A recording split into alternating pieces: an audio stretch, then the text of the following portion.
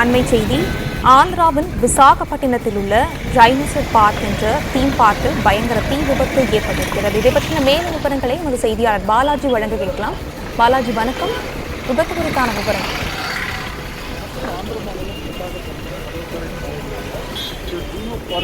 ஒரு சிறியர்கள் விளையாடும் விளையாட்டு தூங்கம் உள்ளது. அந்த டீனோ பார்க் என்ற இடத்தில் அந்த பிளாஸ்டிக்குகள் அதிகமாக இருக்கும் இடம்தான்.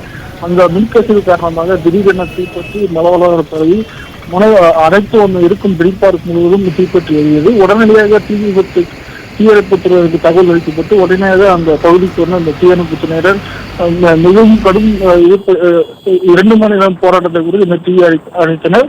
இது குறித்து வழக்கு பதிவு செய்து விசாரணையானது நடைபெற்று வருகிறது. மேலும் இந்த விபத்தில் எந்த ஒரு உயிரிழப்பும் இல்லை என போலீசார் தரப்பில் தெரிவிக்கப்பட்டுள்ளது. விவரங்களை வழங்கியமைக்கு நன்றி பாலாஜி.